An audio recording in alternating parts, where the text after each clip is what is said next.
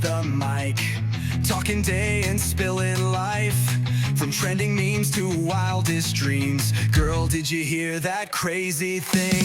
Girl, did you hear what's going down? We're lighting up this whole damn town. Strange and trending every week. Bestie vibes that'll never peak.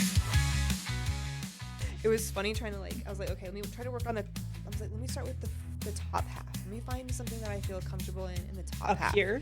Yeah. And then that kept changing because I couldn't find anything that I liked on the bottom half to go with what I did like on the top half. So then I was like, okay, the top half, we're going with the bottom half. I was like, I have to find something. Right. And none of my pants were working. None. I just wasn't vibing with the pants. Pants are hard to vibe with sometimes, man. And so I was like, all right. I started looking through my tights, and I was like, oh, I got some tights. But then a lot of them had holes from show days. From just getting torn. Yeah. And I was going to wear holy No, shit, right? You want to look not the vibe, you know? It was a struggle. All day yesterday felt like Wednesday. My Tuesdays are disappearing. What is today? It's Wednesday. Today feels like Thursday to me. Don't do that. Don't do that. Don't do that. That's a crime right now. No. I know. David is going through bodies. He's burning them out. You know what I mean? He's That's going wild. through The way that they it. describe it, you should be able to cremate 4 bodies in an 8-hour period with 2 It's about 2 hours per. ovens. Yeah. Kilns. I mean, That's completely different. I don't want to be stuffed in there with 7 other dudes. No. And then a scoop for you, scoop for you, scoop for you, divvying up the ashes.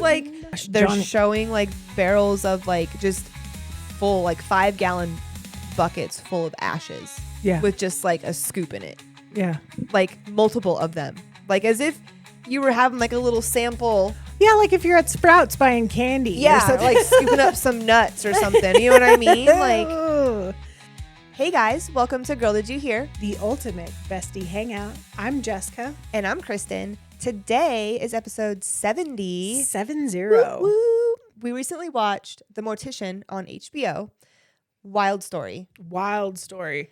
It's a 3-parter, so there's 3 episodes of this. Kind of long. Yes and no. If you break it down, there's a lot of information that gets dumped on you in the first 2 episodes, and then the 3rd episode to me felt more like a recap. I don't know. We'll talk about it when we get there. Yeah, but it was super, super crazy. I've never heard of this story before. It took place back in the 80s and 90s, in California Pasadena, area. California. And so basically it's the story of David Sconce and his family, who was also the Lambs initially. So, and they were in the funeral business. Yeah, it's basically they owned a mortuary. His family business is the Lamb mortuary. Funeral home. Yes. Or mortuary, whatever. Yeah. It was the Lamb funeral. Yeah. The Lamb funeral home. In Pasadena. And it was the place to go. Yes. They were very well known. Right. Everybody went to them, for their services and so forth. This business started back in the 20s. With David's great? Was it great or just great? Grandparents. I don't know. I don't know the math on that one. The story in the documentary only really dates it back to his Lorianne and Jerry. Right. Yeah, Lorianne and Jerry took over the Are business. his parents. Yes. So it's Lorianne Lamb. Yes. So it's her mother and father's business. Correct. So her grandfather, Lawrence Lamb, was one of the originals. The grandfather. Yes. Yeah. So he was one of the sons. Yes. That originally bought it, because it's a family. It's a family business. It's a lot of layers there. A mom and pop industry, right? Mm-mm. It wasn't. There's not a lot of corporations in that field. I don't think. No. No. So being around that, David essentially grew up. Yeah, just grew up in the funeral home. Yes. Or around all of that stuff. Right. His mom, Lorianne, was the one that, took care of the families and did a lot of the makeup and, helped them through their services. And they did everything for these families, and they were very well respected and very well known in their town. Everybody raved about them, what their services were about and so forth. And at the time, they didn't really do cremations. It was all just normal caskets and so forth, which is crazy to even think that even normal in the embalming 80s services and stuff like that, cremation really wasn't a huge thing, which is wild to me to think about. I don't know why, but I thought that was just a weird thing. I was like, I didn't really realize that, I guess. I didn't realize that we had been embalming people since the Civil War. Yeah. And that was kind of how we adopted how we take care of our dead. Yeah. Is that we embalm them and then put them in the ground. Right. Through over time in different cultures and stuff, the dead have always been very well respected, And essentially. revered. Treated with dignity and so forth on their exit out, you Yeah. know, as I feel is the right thing to do, on a moral aspect. Absolutely. Whether or not you know this person, it was a person. Exactly. So as we said, David's grandpa Lawrence is the one that owned the funeral home. Right. And then it took over in the 80s is when David's parents, Lorianne and Jerry, took it over. So it was them three kind of operating it from that point forward. There's a lot, guys. Hang on. I know. We're going to try really hard to go through all of this and give you guys all the information. And not skip over anything, but there definitely was a lot. And if we would have written down everything, we might as well have just read you the screenplay at that point. Yeah. Anyways, so they're operating the business. Everything's going great, right? Family business is booming. David starts getting more involved as he gets older. Right. Well, according to David, he was supposed to play football, and he stepped in a gopher hole, tore up his knee, ended his football career. So then his parents are like, hey, why don't you go to mortuary school? And he's like, ugh, I guess. All right. He's like, sure. So he goes to mortuary school and then starts to network. Correct. And this is when business is no longer so revered. So revered. Well, I mean, because the Lamb family had a name for themselves. They did. They credited themselves, which is so funny because you figure out in the end it's all a lie. They credited themselves on their integrity with these people. Yeah, totally. And then now all of a sudden, since when David started working there, it all goes to hell. It takes a different turn. It does. It definitely does. He gets creative with his resources. So basically what happens while he's in school is he's learning about, the industry and so forth. He's learning about cremations, embalming, all of this stuff.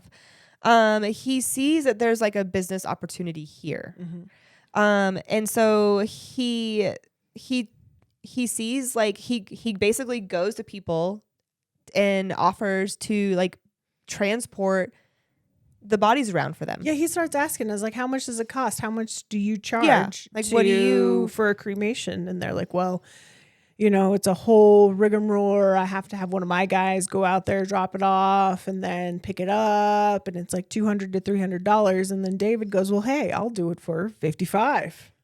Hey. And they're like, I'll take that deal.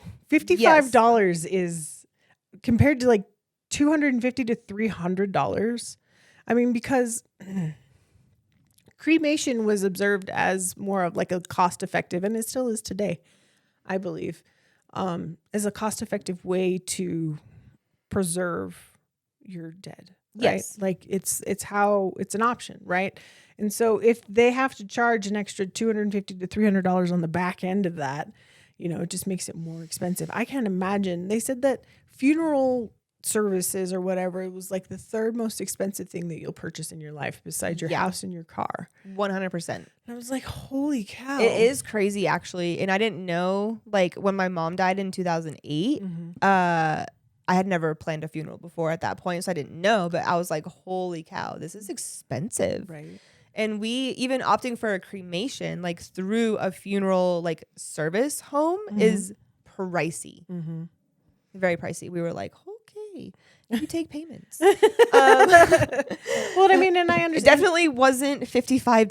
Let me tell you that. No. And I mean, and again, we're talking about like market prices, right? Yeah. So he starts hustling and doing a little side hustle, basically. And so the way that he was able to cremate these bodies is at the funeral home that he worked at, on the same like grounds On the campus, there's a cremation. There's a cremation. crematorium. Yes. But it was a separate business. So it wasn't necessarily affiliated with the Lamb funeral home. It was just on the same property of. Right. And so he used that as his place to, cremate the bodies. Yeah, basically his grandpa and his mom and his dad, all the people running the mortuary gave David free reign to just do what he wanted to with the crematorium and run that as a part of their business. Yeah. Right. And didn't have any, they claim to have not had any hands in it. Yeah. Yeah. Right. So David is going through bodies. Like he's burning them out. You know what I mean? Like he's That's going wild. through The way that they it. describe it is that like within an 8-hour day, you should only, I think I wrote this down wrong.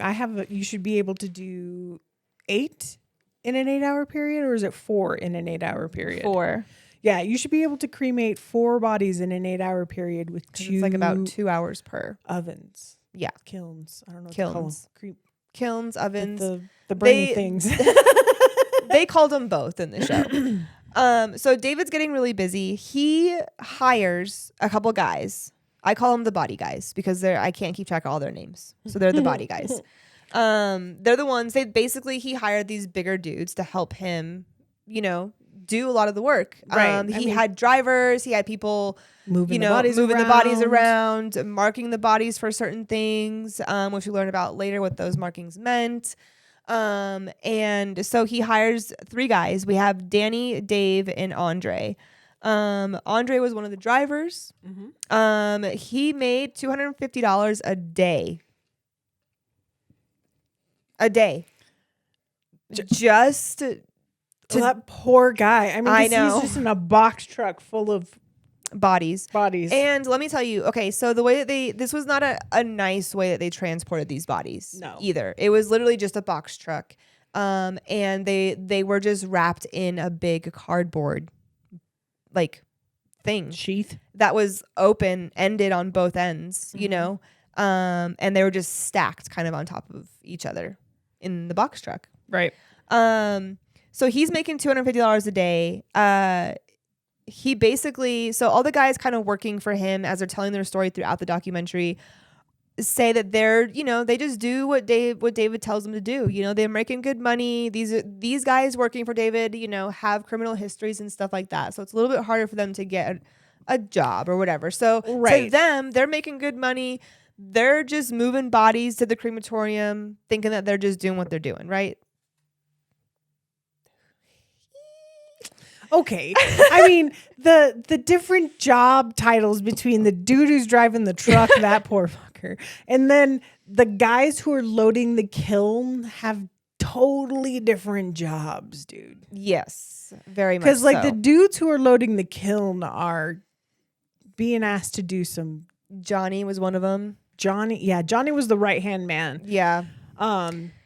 I mean, there was another former employee, as they named it, that liked to the remain masked man. Anonymous. Yeah. I mean, and that makes sense. I get it because this guy seems to know how to do things. Yeah, for sure. Evidently. Yep.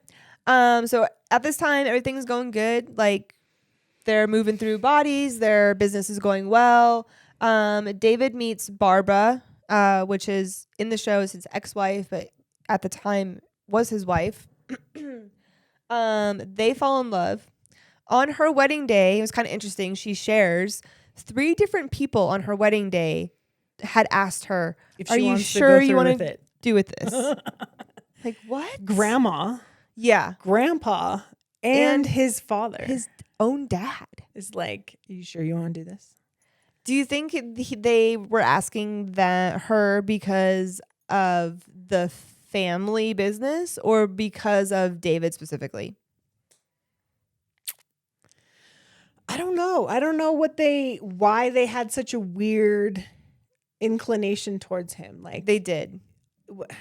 It was like, or they did they hated just him, not but, like, want to bring somebody in on this? Or right, that's what I was saying. Like, do you think it was because they were like, But she wasn't interested in any of the like funeral business. She didn't work. She was only there like 3 times. She Yeah, said.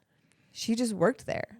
I mean, She didn't even work No, there. no. No, That's what I'm she saying. just She didn't married even the work guy. there. Yeah, she just married him. Mm-hmm. So whatever. So yeah. So I mean, that's a huge red flag to me. If like all of his family is coming to me and goes, "Are you sure? Are you sure you're sure? Are you sure?" Like, okay, why? Why are you all asking me this? Yeah, like especially on your freaking wedding day, you couldn't ask me the day before. That's rude as hell. Very rude. But she went through with it. Yeah, she did. She was like, I went through with it anyways and whatever, and she, like, they lived a good life for the time that they were married, she said. Yeah. She's like, and when it was good, it was really good. And like, obviously, yeah, when you are able to have a lifestyle with fluid financial freedom, your life can be pretty good. Yeah. So they're continuing to work. People are kind of like raising some questions. They're like, how? How did I Because- just give him these packages and he's already giving me the packages back? Right. Like he's getting things done very quickly too quickly, and like the amount a day is like increasing. Yeah, like the amount of bodies he's doing a day is 2 to increasing 3 at a time and then ramped it up to 15. Mm-hmm. And guys, this is where my jaw first starts to drop. They were breaking bodies in order to fit them in the kiln. They were doing whatever it took to put as many people in the oven as they could. They were removing limbs and making you fit in like a Tetris piece, which I think is extremely disrespectful. 100%. Yeah. They had a separate like bin for prosthetics Because those don't burn. We'll get into it later, but there's some more crazy stuff that will come up. But yes, that is when they start talking about that. Like a lot of the guys that were working, former employees, giving their testament during the documentary. Yeah, the driver's like, man, I saw some not nice things. Yeah, and Johnny, the right hand man, was definitely sharing some stuff, Sharing some stories. Yeah, and he was just like, we just did what we had to do. We're just making money, and that's the thing that gets And me I'm is like, I think that's why he's hiring former or current gang Of members is course. because they kind of have this that mindset. mentality Yeah, of that course. allows that line of normality to be blurred just a Yes, little bit. Yeah, 100%. Yeah. So at this point, obviously, immediately when they start saying that they're putting multiple bodies in the kilns, you automatically are thinking that now they're commingling ashes. So Aunt Barbara and Uncle Jack over here are now, And John Doe, and Jane Doe are now all in your little urn. Yeah, That It's you a- think is you Aunt think Janet. it's just Aunt Janet, but it's a party in there. Yeah, there's a neighborhood. You know what I mean? Like, that's crazy to me because Well, I mean, and David goes through to explain that, there's no way to clear out the kiln completely. Like, I get Yes. that. I get that. There is going to be yes, a 100%. very minor amount of commingling of ashes if you're cremated with those before you. Yeah. But That's completely different. I don't want to be stuffed in there with 7 other dudes. No.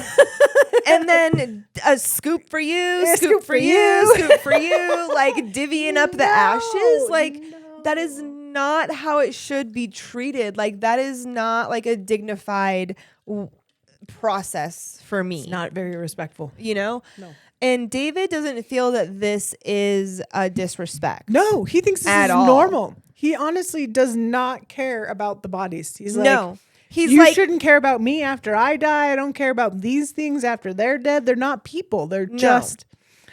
And I'm like, dude, it's you can't justify this with the fact. I mean, yes, everybody knows that, like, yes, like when someone's like dies, like it's their no soul, longer that person. Yes, your soul leaves. Right. Like, duh, we all It's a remnant. understand that. But like, I can tell you 100%, like, if my dad or my mom's ashes were from that freaking place and I got notified that, you know, my loved one could have been not my loved one. Right. Or you've just only got a small portion of your Yeah, loved like that's one. a really shitty feeling because you're like, regardless, like, you know that it's not them. It's just like the mental, like, part of it. Because you hold that thing in reverence, right? You're like, this is Right. Or if you go to like spread their ashes or whatever.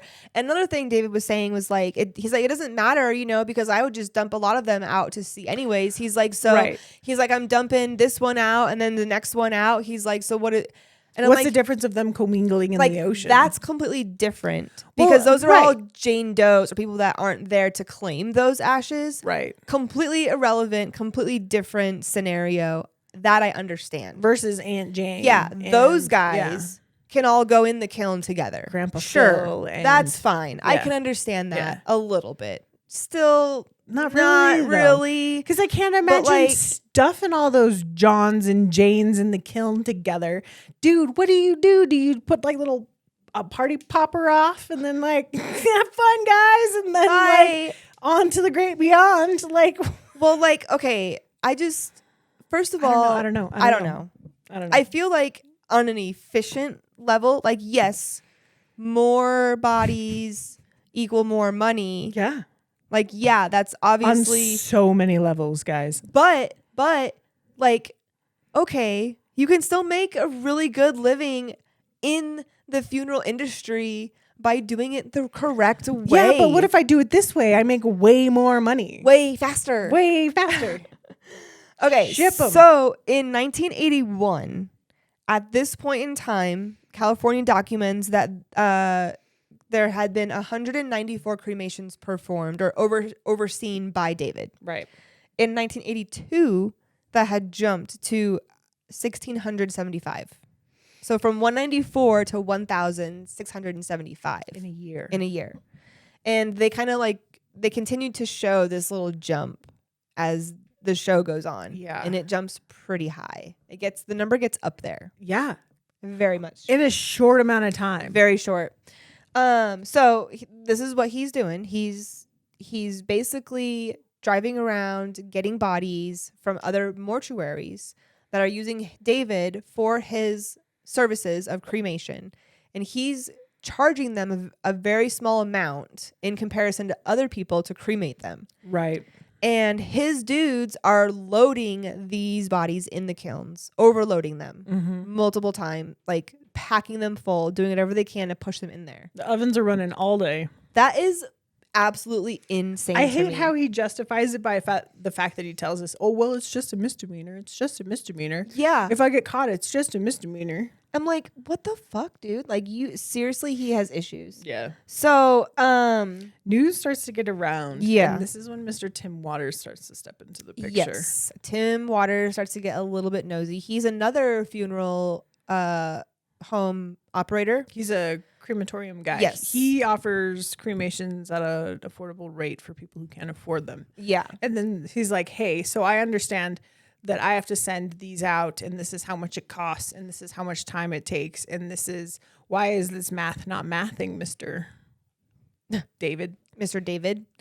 But then he kind of disappears. I mean, later on he disappears. I mean, but he like, starts to look into it and then it's weird because they say he looks into it and then like they like stop talking about that. yeah, And then they jump to other things. then they start talking about how the employees the employees are admitting that they're looting the bodies. Yes. So they're making money off these bodies in ways that are not humane. or they don't have permission. Yeah. I mean, rings. They'd be chopping your fingers off and pulling your rings off. Your Yeah, clothes. because like, oh, they I would want... sell your clothes. Like, that skis me out so much because like I think about like clothes at the thrift and I'm like, ugh. Like, dead guy's clothes. Yeah, you never know. That's why you always wash. Well, yeah, who the fuck doesn't wash if they get something back from the thrift store? But that is a bizarre thought to think about because, I mean, thankfully in today's world, I don't think there's any companies that operate or are doing this. Right. Because a lot of things have changed since then. Right. But they were doing that. So, you bury or you send, Aunt Janet along with her nice necklace that you got her rings or whatever, like, and then they're taking that. Yeah. And then selling it. Or melting it down and selling the metal. Yeah. Crazy. So the part that kills me is that the wife catches on to this, the AU cup. So David comes home one day with a styrofoam cup that has AU written on it. Mm-hmm. And his wife is like, that's weird. What is that? And he goes, it's none of your business, basically. And then pops off to the garage and just starts goes in there doing his thing. She peeks in there and he is taking something out of the cup, smashing teeth, pulling the gold out of the teeth and putting it in the cup. AU is the chemical property or the chemical whatever the abbreviation symbol for gold. Yeah. And geez, way to take your work home with you. He had a whole cup of just people's full of gold fill. Like I have a gold tooth. Gold fillings, gold teeth, any sort of metal that could have been used or melted down. He was taking that. And that's from how these much people. that's how he was making his money. Because like everybody else in the funeral business was kind of grumpy about like, how is David making this much money? Because we're in the funeral business and we're doing great and we're not making that much money. How? Right. How is he doing this? Right. So that was one part of how. That was, they're like, we'll give you this information right now. Here you go. So that came to light and his wife was like, what the fuck? Popping chops. Yes. And then he justifies it as the fact that, well, I was asked to do it by the families. Like nobody in my family is going to ask anybody for my gold tooth. Nobody cares. He's like, yeah, they would just be like, yeah, I want it back. And I'm like, for like what reason? No one is going to say that about their dead And he loved totally one. admits to doing it is the thing. And it's, I mean, he's like, yeah, but I did it under a family request. And I'm like, his line of normal is not in the normal line of normal. No, you know what I'm saying? His way of like justifying his actions are completely delusional. Yeah. And he said a lot of contradictory things as well. I don't know if you caught on to any of them, but they'll probably come up as we continue because we got a lot of pages to go here, guys. Keep going. So that happens. The wife's like, what the fuck? This is not normal. Nope. Like this cannot be normal, right? Like, are you kidding me? And this is when they pull Tim Waters back into the story. And then what happens with Tim? Tim starts to look into David a whole bunch more. And David hit Tim and I can't remember who he got together with, but him and a guy are going to write an article to the correct Mortician's Weekly or whatever. It's yeah, not, it was it's not like what it was, but it was like basically a funeral magazine they of were some sort that everybody they were going to out the guy, and they're like, hey, they call up Lorraine and they're like, hey, I've got this story. What's the deal on that? And then Lorraine calls up David and starts crying, and then David gets all mad and he's like, how in the heck why did you this upset happen? my mother? Yeah, like, why did you upset my mother? And so David goes after Tim and he gets his, what did he call him? I have it written down here. The something body squad. Oh, the little card that he made for his the guys? Yeah. Oh, I didn't write it down. I did. But like, that's funny. He sends his goons out, if you will, to go set the guys straight. Yeah. Teach him a lesson. And they get roughed up. Yeah. Like Tim Waters gets his... He got messed up. They showed pictures and he was pretty messed up. And then after that... Big Men Unlimited. Big Men Unlimited, yeah. Beat the shit out of Tim Waters is what I have here. Love that. That's hilarious. And then 2 months later, 2 months later after that, Mr. Waters, passes away. yes, sadly, after he went to Dinner, supposedly with David. Which is weird that that's rumored around, but there's nothing that can like put them there ties together. them together. No, that's strange to me. Yeah. Well, because all of his employees say that that's what he said he was doing. Right. Is that but he was David going said to lunch he never with have Tim. seen And this guy. yeah, he's like, I don't know how I could have killed a guy I never saw. And I'm like, oh, okay. But you guys work in the same industry. He was like the guy that's over there busting your chops, calling you out on your stuff all the time. How do you not know this guy? Yeah, he knew him. Right. I feel like. You sent your big man unlimited after him. Yeah, exactly. So, but they determined that Tim died of heart attack, but he was like in his 20s. 24. But David was like, yeah, of course he died of a heart attack because he was like a bigger guy or whatever and ate like shit. And I'm like, that's really callous of you to say. Yeah, right. Okay, so after Tim dies, this is like back in November 23rd, 1986. The former employee, the masked man, Johnny's friend, yes, decides to go and recreate. Yes. And while he's working at the crematorium. At the crematorium. So he decides to go and recreate and then leaves the crematorium. Right? He's like unfortunately having a great day. Floats a little too high. Things are working over there in the crematory, right? Falls asleep, right? Because his plans were to go back, clean it out, shut it off, go home. Right. But he does a little too much, falls asleep, passes out, something, wakes up the next day to a phone call from Lorianne, what's her name? Lorianne, saying that the crematorium's on fire, guys. Get the fuck back. You need to, hurry this up. And like the whole thing burns down. All of it. All of it. Completely gone. But business doesn't stop, does it? No. You would think it would. You would think things would stop there. No. I mean, he's got a pretty smart front for it, though. Yeah. So he basically, after the fire happens, and then a gentleman named Richard comes into the picture, who's an air quality engineer. Right. And he starts getting complaints of this building. And things are happening in this building in Hesperia, California. Right. Wherever that is. I'm assuming up north somewhere. Kind of out in the desert. Yeah. And the building is listed under Oscar Ceramics, who is then the owner, David. Right. It's a tile making company. Yeah. And he says that they're making shit for NASA and space research. Yeah. Tiles, guys. They're making ceramic tiles for NASA. What the fuck? Mm-hmm. It smells he like couldn't come up with anything else to say that Nothing he's more making creative. tiles for? Well, I mean, why else would you need gigantic kilns? I guess. I don't Unless know. you're cooking pottery. And I guess pottery? if you drop NASA's name, like people probably aren't Just going kind to of ask. a They're bunch like, of questions. oh. Yeah, that's a government thing, right?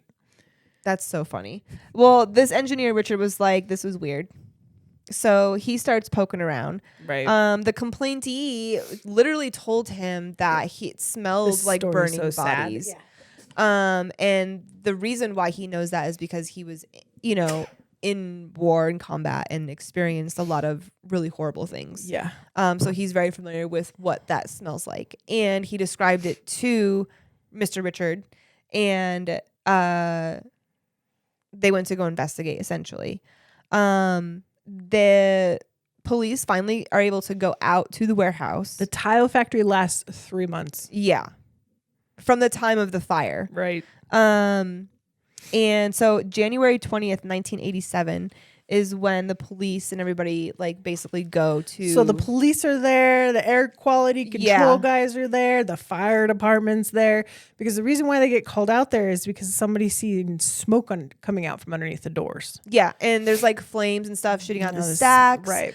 There's also one of the workers that is there, Johnny, is sitting in his car outside of the building, and he has his little TV in there, and the his little setup, and the fax. Yeah, he's got a whole mobile office in his car. Yeah, in a freaking 2-door Mustang. It looked like. Yeah, he had a little Camaro. Yeah. And so I'm like, what the hell? And so he's like, yeah, we have to work out here because obviously we can't be in there. It's too smoky. Right. I'm like, okay, those tiles are really making a lot of smoke. You're cooking a lot of tiles in there. So the police go inside. The smell is horrible. They're saying. This is where they also notice the more barrels of prosthetics laying around. And then they're showing, and I mean, this couldn't have been recreated, but oh gosh, they're showing like barrels of like just full, like 5-gallon buckets full of ashes. Yeah. With just like a scoop in it. Yeah.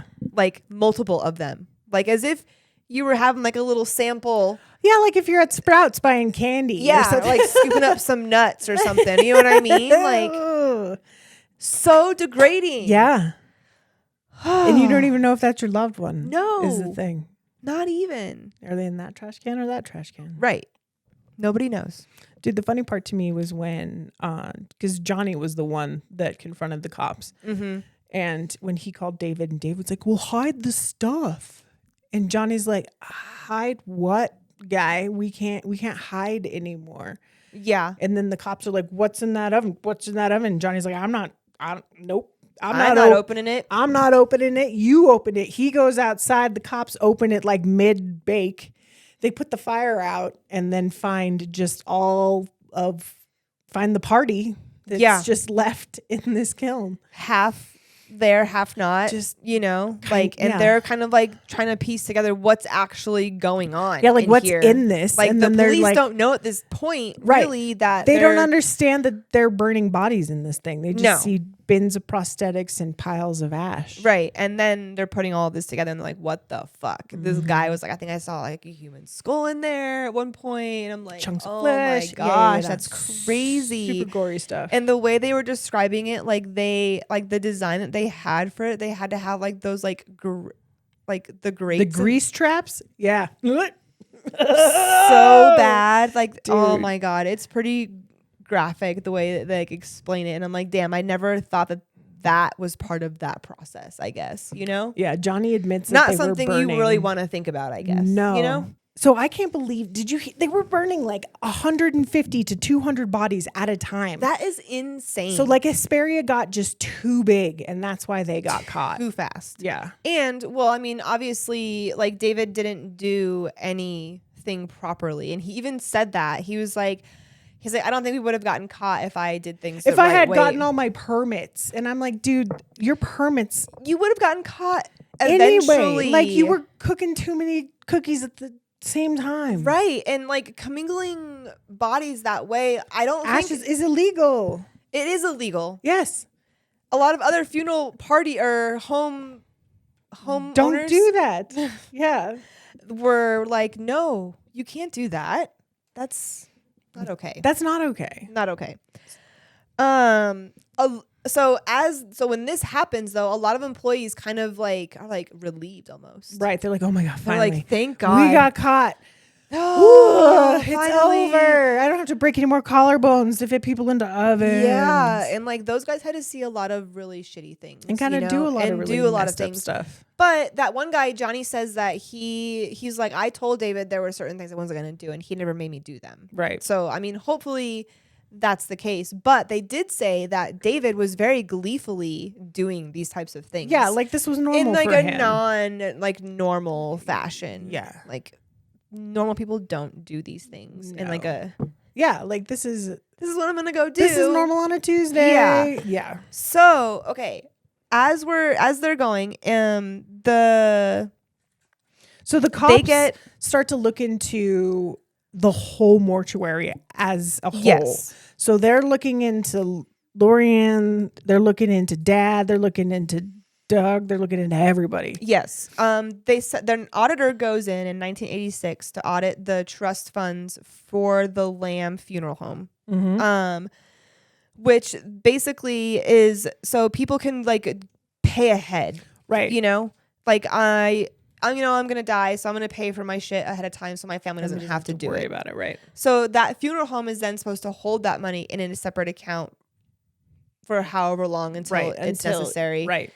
And Pre-needs. yeah, nothing gets done with that money, right? So during the audit, they found 170 accounts that Lorianne took money for, but didn't have any records of reporting. No. And she was also so this earning is when interest. she starts coming into play and of like questions of her Why is it like this? integrity and Yeah. stuff like that. And she played it up to this auditor and was like, "Oh my gosh, I'm so sorry. I had no idea. Please let me know what I need to do to fix this," and blah blah blah, blah, you know. And she like was perceived by everybody as this like very churchy woman. She had like just bright like aura about her. Yeah, and, the like, little investigator guy kind of had a crush on her. yeah, he was saying a little bit too many nice things. I got like emotional talking about her. I was like, was okay, so buddy. weird. I was Yeah. like, that's a little bit much.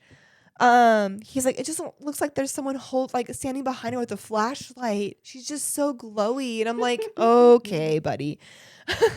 But yeah, that's how she's perceived. And you know what? She kind of gives me, the fuck is her name? She has a similar name. Lorraine, not Lorianne. Like Lorraine from the fucking Lorraine from the Paranormal. Oh, yeah. What is Warren. Yes. She kind of gives me Lorraine Warren vibes.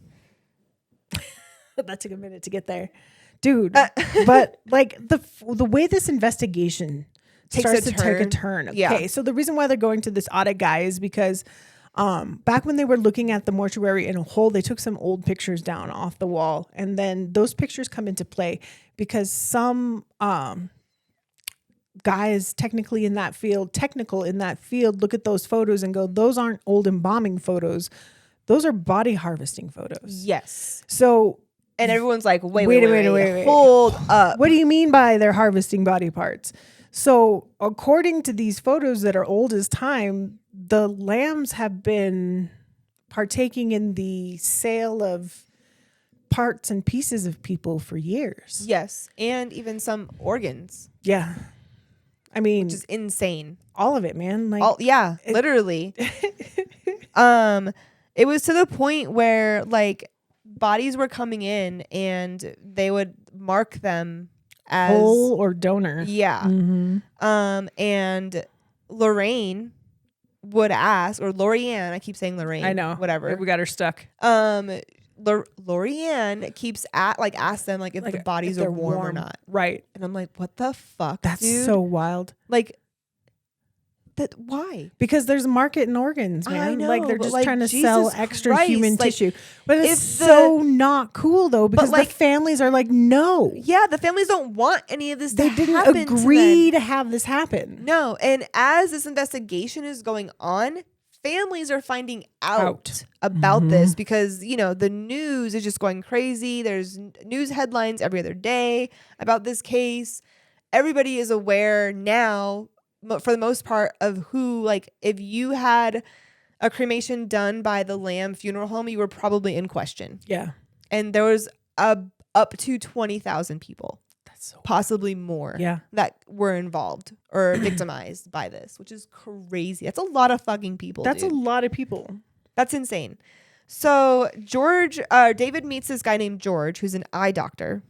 Remember that part? Oh yeah, and he creates the Coastal International Eye Tissue Bank. Yep. So because he's like, hey, I get eyeballs every day. What do you need? I got you.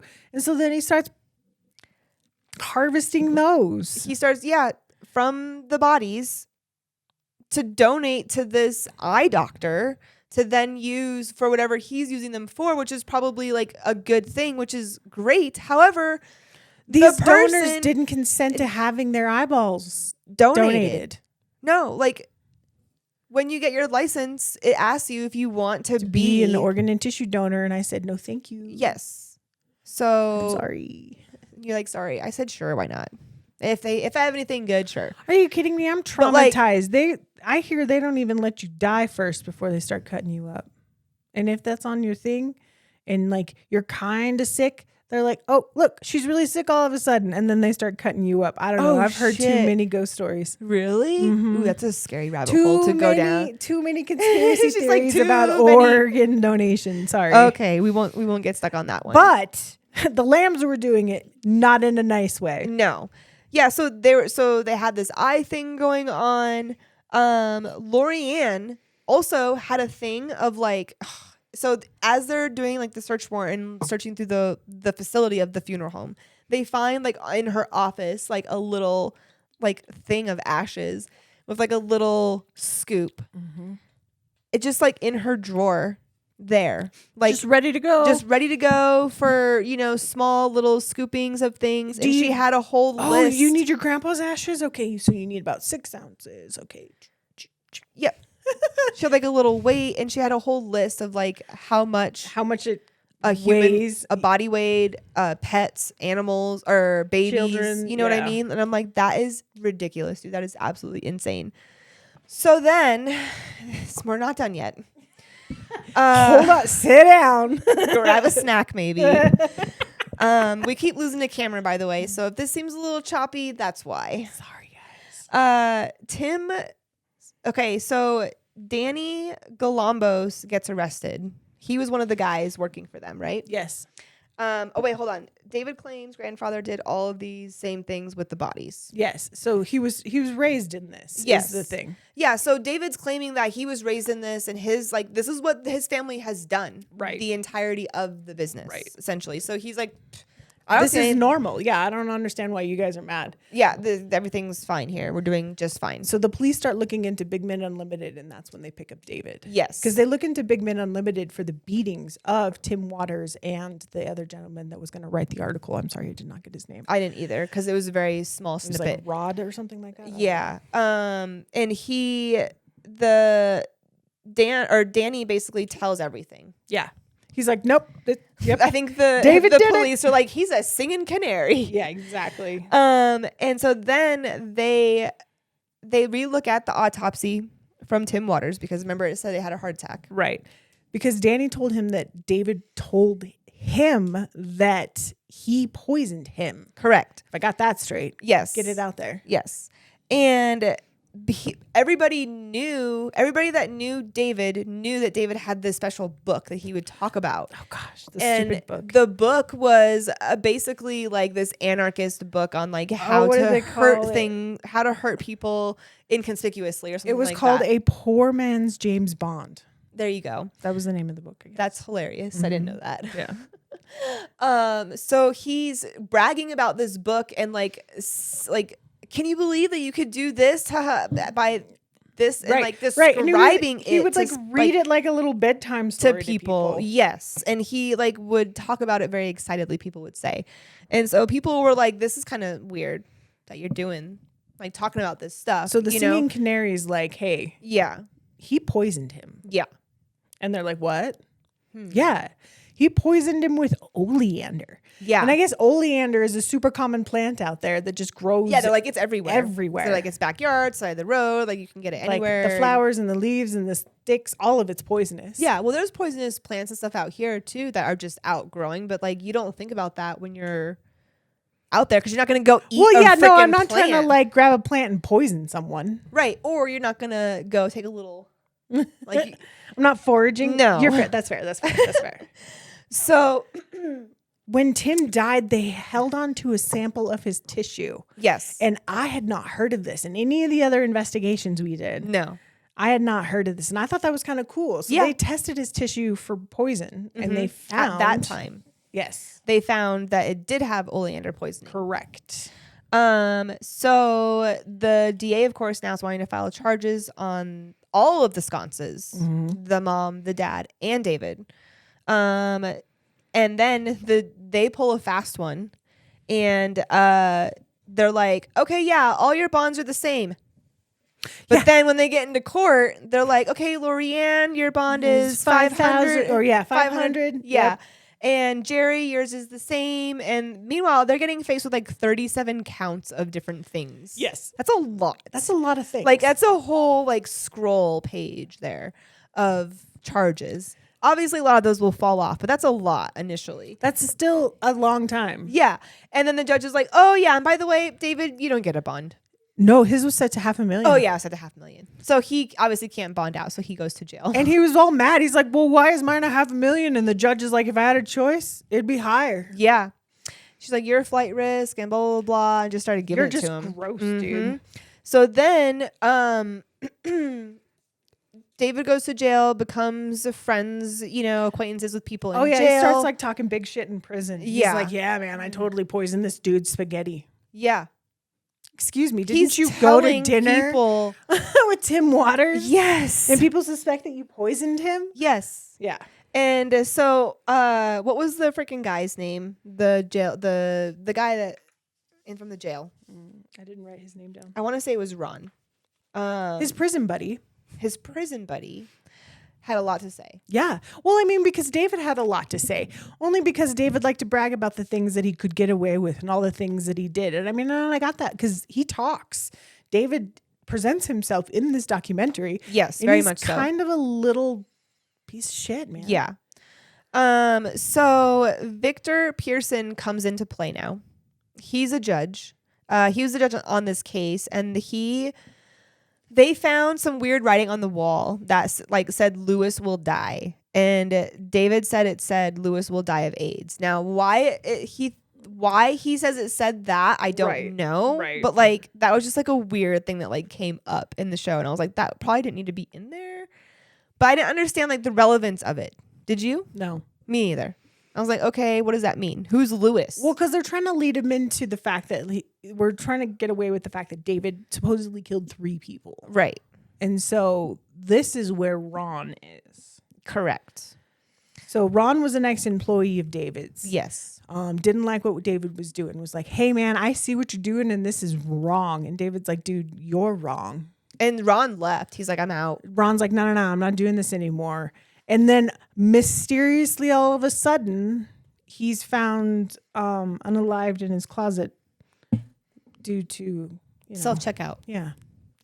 And so now everybody's like, there's no reason for him to do that. He did not have, he didn't have those tendencies. He didn't There was have, no reason for that. there was none of that. No. And then all of a sudden, he's gone because he told David that he wasn't going to do it anymore. Correct.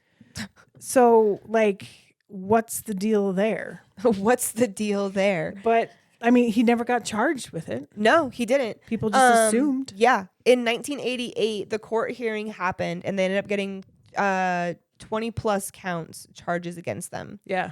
I have witnesses, victims testifying harsh and brutal things. David was always threatening to kill people. All the ex-employees were up there just speaking truth. Yeah, they were. And they had not nice things to say about David. Some things that were contradictory that David was saying was somewhere along the line, someone had said that David always carried a gun, sometimes 2. Right. And there was a point where David was like, I'd never had a gun before. I've never even owned one. He even got caught with a gun and then went to jail for it. Right. But then he also made a statement that he's never owned or even touched or had a gun, but then was in situations where he had a gun. Yeah, where he needed to use one. Yeah, so that was just really strange. And this was another situation when the judge got changed. Yeah. During a trial. Yep. But so they're going through the trial. The jury, people are having testimonies and so forth, sharing their stories. David says they knew nothing.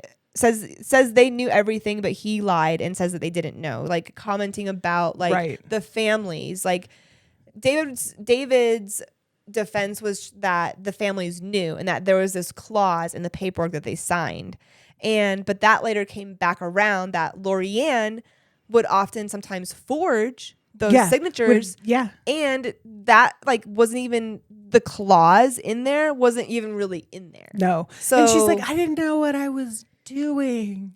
It's so wild. Of course you knew what you were doing. No, but how is somebody so how can somebody be perceived as such a godly woman like that? Right. But then be doing stuff like this. That to me blows my mind. And she knows how to wear a costume. She wears her costume very nicely. Very well. Because so much so, she blows the pants off a audit investigator to where he's like, whoa, she's the coolest thing since Kool-Aid. She's like an angel. Look at her aura. Yeah, no, she bewitches the dude. Yeah. Basically, yeah, so that there was the clause in the paperwork. at the end of the trial, they finally get convicted. Yes. So they get sentenced to 3 years. 3 years. And then they get out. And that's it. 3 years is not enough time. Do you think? No. I mean, because they only got charged for their paper crimes. Correct. That's it. That's it. Nothing else.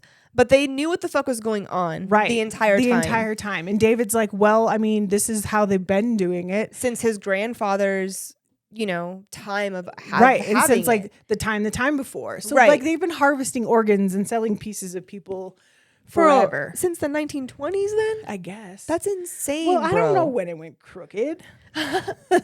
Apparently in the 80s and 90s when it all came to light. And then, so because of David's case, essentially now in the funeral industry, there's like a shit ton of regulations and rules and ways, procedures and things you have to cross and double check and quadruple check and this, like a lot of stuff that you have to do now properly. Like it's so much paperwork. Yes. Which is good. It's good. I'm glad. I'm happy to hear that our dead are represented well. Yes. Because, like, nobody should have to wonder if what they receive in the mail or however they receive the ashes from the funeral place. I would never want to wonder. No. No. Like, in the times that I received both my parents' ashes, I never wondered whether or not your parents were in there. Yeah, until I saw this and I'm like, And now I wonder. But is there a way that you could even check? Does ash still hold DNA of any sort? So, I don't think so, right? No. So there would be no way to like even determine that. Nope. That's crazy, bro. Yeah. I don't know, man. So on that note, guys, we're going to have to end because our cameras keep overheating. It's an issue we need to and deal our with. brains keep overheating. And this is a long episode. Long story short, the guy's still in prison because he sold a bunch of fake tickets to a bus. Basically. That's it. There he is. Yeah. He's no longer. He did get out on Oh, yeah. He's on parole now. So he's out. He's out. On parole. But like he kept dipping in and out of prison because of stuff that was not related to this case. Yes, pretty much. That was all of like what basically the episode 3 was about in the docuseries. Oh my gosh. Thank you so much for hanging on. I mean, losing cameras. We're gonna get in real close. Hey you. guys. Hi. All the way over there. If you guys enjoyed hanging out with us today on this bumpy ride, please hit like and subscribe. We do appreciate your support. Tell a friend, share a story. Happy holidays. Happy holidays because it is Christmas time. Enjoy it. Enjoy your families. Merry Christmas to you guys. Happy holidays, and we'll see you next week. See you next week. Bye-bye. Bye. From truth or lies, we'll call it out. They whisper gossip, but we shout. Pop culture queens and headphones.